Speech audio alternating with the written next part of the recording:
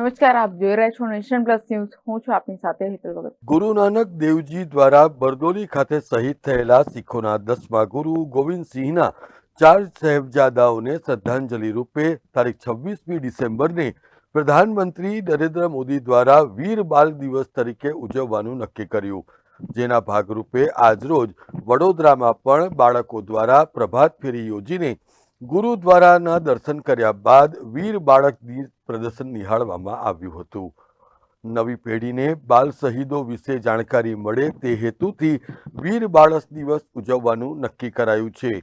ત્યારે તરસાલી સ્થિત સાંઈ મંદિર ખાતેથી પ્રભાત ફેરીનું આયોજન કરવામાં આવ્યું હતું, જેમાં માજલપુરના ધારાસભ્ય યોગેશ પટેલ, ભારતીય જનતા પાર્ટીના નેતા મનોજ પટેલ, દંડક શૈલેષ પાટીલ સહિતના અગ્રણીઓ જોડાયા હતા.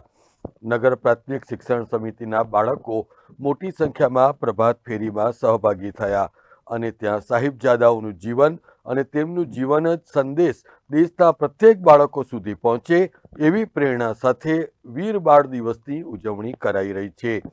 ત્યારબાદ ગુરુદ્વારા ખાતે સાહિબજાદોના ચરણોમાં નમન કરતા શ્રદ્ધાંજલિ પણ અર્પણ કરવામાં આવી હતી. આ પ્રસંગે સાહિબજાદાઓની પરાક્રમને લગતું ચિત્ર પ્રદર્શનનું પણ આયોજન કરવામાં આવ્યું હતું.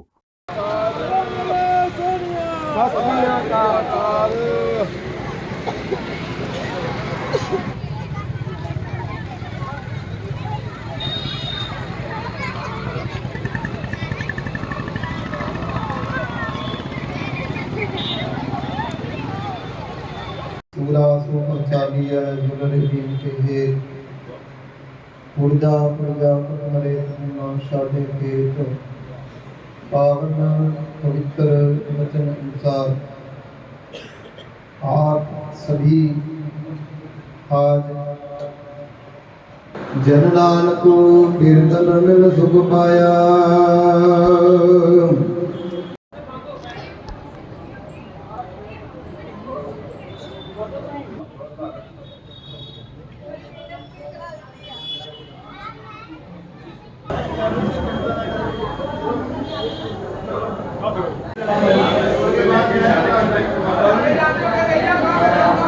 ગયા વર્ષે વીર બાળ દિવસ જે ઉજવવામાં આવી રહ્યો છે, આ વખતે પણ ભારતીય જનતા પાર્ટીના કાર્યકર્તાઓ ગુરુદ્વારા આવેલા ગુરુ ગોવિંદસિંહના 2 પુત્રો લડાઈમાં, ધર્મની લડાઈમાં ખપી ગયેલા, તેમના એ નિમિત્તે આ બાળ દિન ઉજવવામાં આવે છે. અને ગુરુદ્વારમાં શીખ સમુદાય અને ભારતીય જનતા પાર્ટીના કાર્યકર્તાઓ આ દિન સારી રીતે ઉજવે છે. કેમેરામેન નવનીત પરમાર સાથે Satyam Nevaskar, nation plus news, Vadodara. સમાચારોના સતત અપડેટ મેળવવા માટે અમારી નેશન પ્લસ ન્યૂઝની યુટ્યુબ ચેનલને સબસ્ક્રાઇબ કરો, બેલ આઇકન દબાવો અને જોડાયેલા રહો ફેસબુક, ઇન્સ્ટાગ્રામ અને ટ્વિટર પર.